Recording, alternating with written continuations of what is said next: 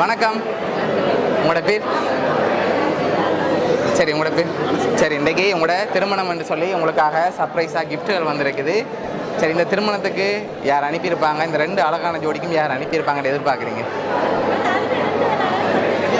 யாராக இருக்கலாம்? மாமாக்கள். அவங்களோட பேர்? ஓகே.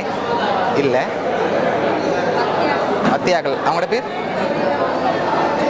எங்கே இருக்காங்க? கனடாவில் இருக்காங்க. ஓகே. வேறு? சித்தி சித்தப்பாக்கள். வேறு? அண்ணா. அண்ணாட பேர்? சிந்து சொன்ன. எங்கே இருக்க? கனடாவில் இருக்க. ஓகே. ஒருவேளை இந்த முறை மாப்பிள்ளை சைட்லேருந்து வந்திருந்தா, அடிக்கடி பொண்ணு சைட்லேருந்து தான் வர்றது, ஒருவேளை மாப்பிள்ளை சைடும் வந்திருக்கலாம். பொம்பளை சைட்லேருந்து தான் வந்திருக்கும். உங்களோட சைட்லேருந்து வந்திருக்கலாமே ஒருவேளை. இல்லை. சரி, உங்களுக்காக விஷ் பண்ணி ஹாப்பி வெட்டிங் லைஃப்னு சொல்லி ஃப்ளவர் பொக்கே வந்திருக்குது. அது மட்டும் இல்லை, இன்னும் கிஃப்ட்டுகள் வந்திருக்குது. ஓகே. சரி, இதில் எவ்வளோ காசு வந்திருக்கு?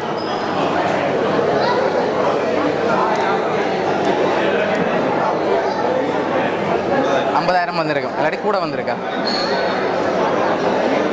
50,000 மேலே தான் தெரியுது. சரி, உங்களுக்காக அதில் 50,000 வந்திருக்குது. எப்போவுமே ஒற்றுமையாக இருக்கணும்னு சொல்லி அவங்களும் ஆசைப்படுறாங்க. சந்தோஷமாக சிரித்து வாழணும்னு சொல்லி ஆசைப்பட்டு அனுப்பியிருக்காங்க. சரி, இப்போ நீங்கள் சொன்ன பேருக்குள்ள இருந்தால் வந்திருக்கேன்டா, யாராக இருக்கும்?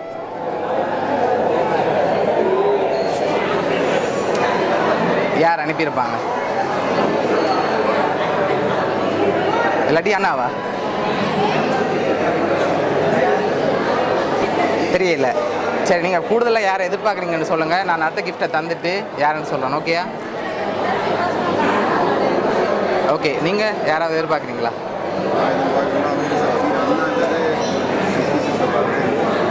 ஓகே. சரி, உங்களுக்காக வந்து அடுத்த கிஃப்ட்டையும் பார்த்துட்டு யாருன்னு சொல்லி நாங்கள் சொல்கிறோம். ஓகேயா? சரி, ஓகே. அதை மாப்பிள்ளையிட்ட கொடுங்க. சரி, உங்களுக்காக ஃபோட்டோ ஃப்ரேம் வந்திருக்கு. சரி, அதை அப்படியே ஓப்பன் பண்ணுங்கள்.